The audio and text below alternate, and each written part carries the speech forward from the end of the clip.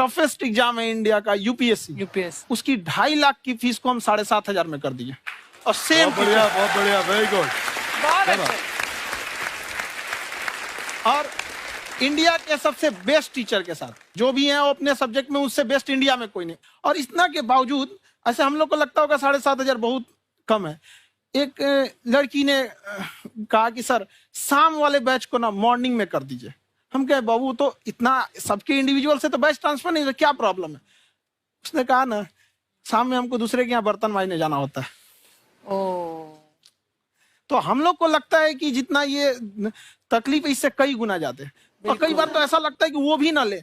एक लड़का बेचारा नदी से बालू निकालता था और वो बालू को भरता था, फिर नाव बालू को किनारे लेके बेचती थी और वो बालू भरता था, उससे मेरी फीस ले आया। हमारा हाथ कांप गया, हम कैसे फीस ले लेंगे यहाँ पर। बहुत बढ़िया। उसी दिन हमने ये प्रण लिया था कि भारत का कोई भी बच्चा उसके सफलता में पैसा उसकी बाधा नहीं बनेगी, चाहे उसको जितना भी पढ़ना रहे। यहाँ पर क्या बात। और अर्चना जी मैं इनके बारे में एक बात, खान सर आपके बारे में मैं एक बात कहना चाहता हूँ। इनका जो स्टार्टअप है ये बूटस्ट्रैप्ड है। अच्छा, मैं साधारण भाषा में बता देता हूँ, ये सेल्फ फंडेड है। इन्होंने अभी तक किसी और से पैसा नहीं लिया है, ये इन्वेस्टर के पैसे से नहीं, इन्होंने खुद इसको बिल्ड किया है। और बल्कि इतना स्ट्रॉन्ग स्टार्टअप है ये कि मैं कहूंगा कि अगर इन्वेस्टर्स को इन्वेस्ट करना हो तो मैं इंडोर्स करता हूँ ऐसे स्टार्टअप्स को।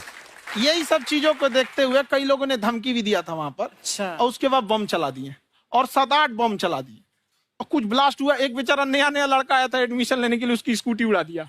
वो आया था, कहा कि सर हम तो पढ़ने आए थे, हमारा स्कूटी उड़ गया। हमारी ऑफिस उड़ा दिए सब। एक तो पास में आके गिरा और नहीं फटा वो।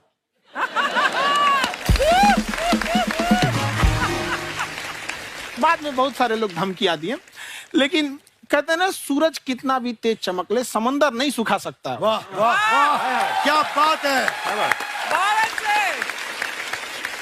मैम एक्चुअली ये फीस कम करने का एक और रीजन है। 2.5 लाख 3 लाख की जो फीस में सब लोग पढ़ाई अफोर्ड नहीं कर पाते, इसलिए वो कुछ ही लोग अफोर्ड कर पाते हैं, तो उनका मेंटल लेवल तो बहुत ऊपर चला जाता है। लेकिन एक पूरे देश का मेंटल लेवल थोड़ा सा स्टेबल नहीं हो पाता।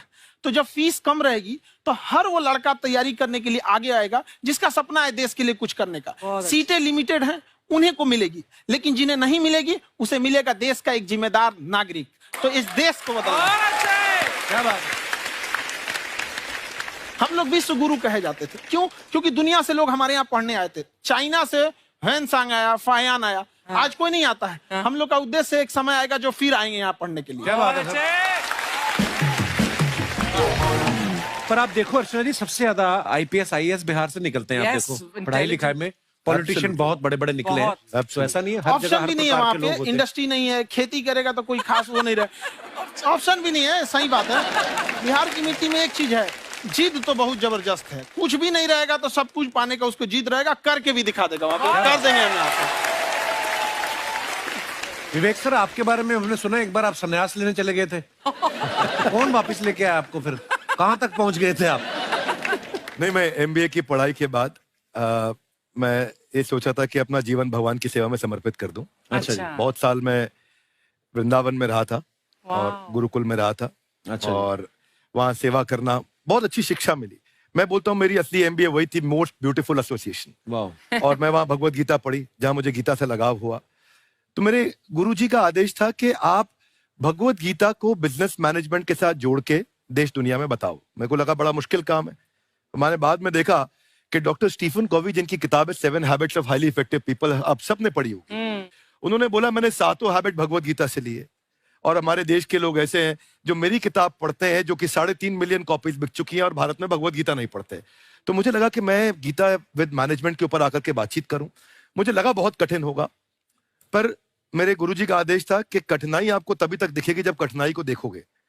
तो एक छोटा उन्होंने मुझे बताया, पूछा कि इस कमरे में लाल रंग कितनी जगह है, देखो आप भी एक बार जरा देख के बताओ। कुछ 7-8 जगह लाल रंग दिख रहा है यहाँ पे आपको। 1 ये 2, वो लाल रंग टी शर्ट पे 3 4 5, ये लाल हो गया 6, उधर लाल हो गया 7, एप्पल लाल, बिल्कुल ठीक 7। पर जब आप लाल रंग ढूंढ रहे थे तो क्या आपको हरा रंग दिख रहा था? Yes no? नहीं। जब आप लाल रंग ढूंढ रहे थे तो क्या आपको काला रंग दिख रहा था? Yes no? नहीं। नो। जिंदगी भी ऐसी है, जो ढूंढोगे वही मिलेगा, बाकी कुछ नहीं मिलेगा। तो उन्होंने कहा कि आप इसी सोल्यूशन पे फोकस करो और गीता के मैसेज को पहुंचाओ। तो मैं बिजनेस मैनेजमेंट के प्रोग्राम्स कॉर्पोरेट्स में करने शुरू किए, क्योंकि गीता पहला मोटिवेशनल सेमिनार जो पृथ्वी के इतिहास में कपिल जी हुआ, वो कृष्ण ने दिया था। पहले मोटिवेशनल स्पीकर इस पृथ्वी के इतिहास के कृष्ण थे, जिन्होंने अर्जुन को रणभूमि में मोटिवेट किया था। बड़ी पेशेंस कृष्ण ने अपने लीडरशिप क्वालिटी से दिखाई, वो मुझसे मुझे बड़ा इंस्पायर किया, वो चर्चा ने इंस्पायर किया और डिस्कशन ने इंस्पायर किया। तो उस डिस्कशन को मैं आज भी लेके चलता हूं अपने साथ। कहां सर, हमने सुना है आप 5 स्टार में रुके थे कल और नीचे जाके वड़ा पाव खाने गए आप रेहड़ी पे। एक्चुअली क्या है ना कि वहां जो चीजें सीखने को मिलती है ना, खाली पेट और खाली जेब इंसान को जो सिखाते हैं वो किसी यूनिवर्सिटी कॉलेज में नहीं सिखाया जाता। और गरीबी बड़ा बेशरम चीज होती है।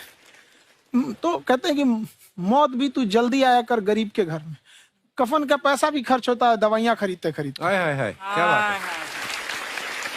और खान सर की खासियत ये है कि जिसको तो पढ़ना है, जिसको एजुकेशन चाहिए, वो तो इनका वीडियो देखते हैं, लेकिन वैसे भी कई लोग, जैसे अर्चना जी बात करी थी, कहती मैंने जब देखना शुरू किया तो मैंने बैक टू बैक इतने सारे वीडियोस देखे, क्योंकि आपका जो तरीका जो बोलने में, एक तो इनकी जो टोन है पढ़ाने में, और साथ साथ में जो ह्यूमर आता रहता है, तो उसकी वजह से और भी इंटरेस्टिंग हो जाते हैं आपके वीडियो। शुरुआत में हम लोग जब स्टूडेंट लाइफ में थे, या हम कई स्टूडेंट को भी देखते हैं, वो बेचारे जब थक जाते हैं तो आपका शो देखने लगते हैं। तो शुरू में हमको लगता था जब कि अरे यार हमारी पढ़ाई उसके लिए है, लेकिन पढ़ाई में थक जाता है, शो देख के नहीं थक जाता। तो हमने सोचा दोनों को मिक्स कर देते हैं।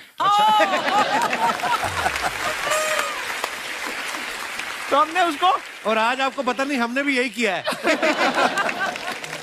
मिक्स करने। हमारे एजुकेशन सिस्टम में 2 कमी है, एक एजुकेशन की, दूसरा सिस्टम की। आप पटना से हैं ना? हाँ। हमें भी पटना पसंद है। बस कोई पटाने वाला चाहिए। नहीं, मजाक नहीं कर रहे हैं। आपका जो चैनल है, हम दिन में 10 बार आपके चैनल को सब्सक्राइब करते हैं। अरे हाँ, और बेल आइकन तो हम इतना जोर से दबाते हैं कि बाकी यूट्यूब वाले बाहर निकल के देखते हैं कि ये कौन है जिसने इनका चैनल इतना जोर से दबा दिया बेल आइकन। बुढ़िया, तो ये शर्म नहीं आती है? आते ही फ्लर्ट शुरू कर दिया ना तूने। तो जाते हुए करते हैं क्या? विवेक जी नमस्ते। आपसे एक काम था छोटा सा, कर देंगे आप? ये क्यों करेंगे? नहीं, गुरुजी हमेशा अपने वीडियो में कहते हैं कि विवेक से काम लो, विवेक से काम लो।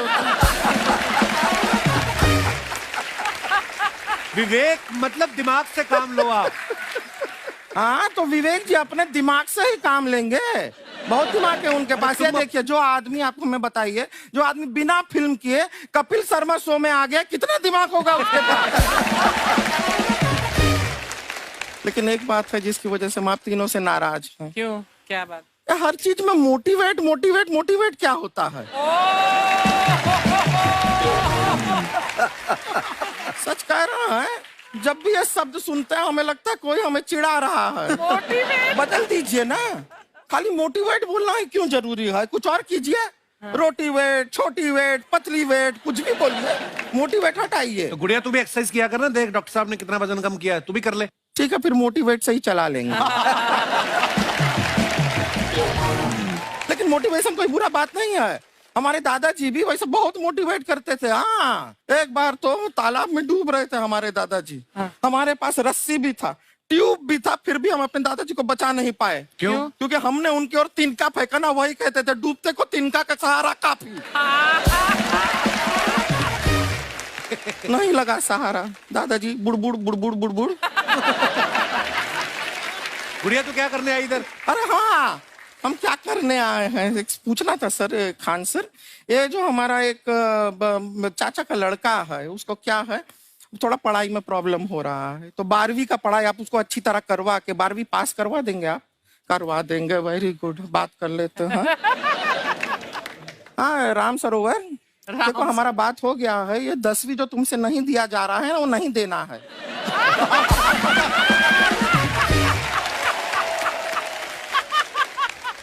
टेंशन नहीं है, 10वीं का खान सर से बात हुआ, ये सीधा 12वीं पढ़ा के पास कर देंगे। अरे ऐसे नहीं होता, पहले 10वीं पास करनी पड़ेगी, फिर 12वीं होगी ना। ऐसा कोई जरूरी नहीं है ये सीक्वेंस। हमारे मौसा जी थे, उनसे ना 10वीं हुई ना 12वीं हुई, अभी 3 दिन पहले सीधा उनकी 13वीं हुई। एक्चुअली क्या है, पढ़ाई लिखाई का हमको बहुत ज्यादा नॉलेज है नहीं। गांव में पढ़े हैं ना सर। स्कूल कहाँ होते थे अर्चना जी, गांव में स्कूल नहीं था, पेड़ के नीचे पढ़ते थे हम। यहाँ तक कि हमारे पास ब्लैक बोर्ड भी नहीं था। हमारे मोहल्ले की जो भैंसिया थी उसको खड़ा करके टीचर उसके ऊपर लिख के पढ़ाती थी। मजाक नहीं कर रहे हैं। और आप तो समझ रहे हैं, अभी ब्लैक बोर्ड की एक अटैच डस्टर था ब्लैक बोर्ड का, समझ रहे हैं ऐसा, वो पीछे से आता था, लिखा हुआ मिटाता था और चला जाता था। ये तो कुछ भी नहीं है। एक बार क्या हुआ, हमारा स्कूल शुरू हुआ, शुरू होते ही 2 महीने के लिए छुट्टियां हो गई। क्यों? ब्लैक बोर्ड ने बछड़ा दिया था ना। तो वैसे आप लोग ना इतने ज्ञानी हैं, सब कुछ जानते हैं। आपसे एक टेक्निकल सवाल पूछे। एक बार ना 4 दोस्त थे, 4 दोस्त, साम दाम दंड भेद। वो डिसाइड करते हैं कि चलो एक गेम खेलते हैं, तो टीम्स बनाते हैं। तो साम दाम ने एक टीम बनाया। इस पे भेद को बहुत गुस्सा आया। पता है क्यों? क्यों? क्योंकि भेद को दंड मिलाना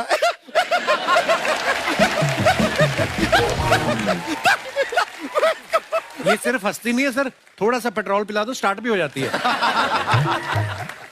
इतना है कि और भी बता दीजिए, जब हम बीमार होते हैं हम डॉक्टर के पास नहीं मैकेनिक के पास जाते हैं, और डिटेल दे दीजिए। ऐसा कुछ नहीं है सर, ये बोलते हैं खाली। लेकिन अभी एक रिक्वेस्ट था सर, हमारा एक भाई है, पुरुषोत्तम नाम है उसका, वो गांव से आया हुआ है।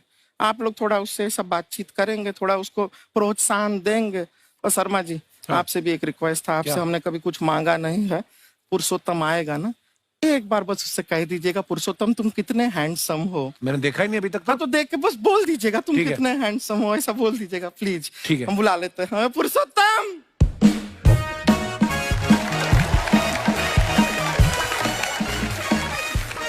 ये पुरुषोत्तम है। वाह, तेरा भाई बड़ा हैंडसम है। तो हमारे खानदान में सब हैंडसम है, ज्यादा चापलूसी करने का जरूरत नहीं है। देखा हमारा यहाँ पे कितना चलता है। एक नंबर दीदी, एक नंबर। सब लोग हैं, नमस्ते कर दो। ये बड़ा अच्छा लड़का है, गांव में ना भैंस चराता है, इसको थोड़ा मोटिवेट कीजिए ना। नहीं तो मतलब भैंस चराता है तो मोटिवेट करके क्या होगा, शेर चराएगा बाद में। अरे शेर चराएगा तो शेर इसको चर नहीं जाएगा। नहीं नहीं, ऐसे हम खाली कह रहे हैं, तुम्हारा चेहरा थोड़ा बकरी जैसा है ना, तो वैसे ये सब बड़े बड़े लोग हैं। इनको बताओ कहा क्या बनना चाहते हो जीवन में आगे? HR। HR? अरे वाह, देखे कोई बड़ा कंपनी में ह्यूमन रिसोर्स का काम करेगा ये। अरे HR मतलब दीदी Hrithik Roshan, tiny tin tin tiny tin tin. ना जूता पहनने का काम किया करो, जूता खाने का नहीं। काम किया है, कुछ बड़ा किया है लाइफ में? किया है ना दीदी, एक बकरी के बच्चे को बड़ा किया है। तो क्या जिराफ बना दिया बकरी के बच्चे को? अरे कुछ अलग किया है। हाँ दीदी, अलग किया है। वही बकरी का बच्चा भैंस का दूध पीने जा रहा है, तो हमने उसको अलग किया है। इससे नहीं होगा, मैं रहने दो, इधर आओ। ये देखो इतना बड़ा बड़ा लोग बैठा है, इनके सामने ऐसा बातें करोगे? इनसे मिलो, इनसे मिलो। विवेक जी तो कितना मार्केट के बारे में भी जानते हैं, मार्केट का कोई सवाल पूछो इनसे। सर परसों जो है मार्केट में हमारी साइकिल गायब हो गई, आपने देखा है क्या? हमारी साइकिल गायब हुई ना? हाँ। इसलिए दिमाग से पैदल हो तुम। पैदल समझते हो? हाँ। चल लोगे? 20 कदम चलोगे? हाँ। घूमो जरा, अभी 20 कदम चल के दिखाओ। निकलो।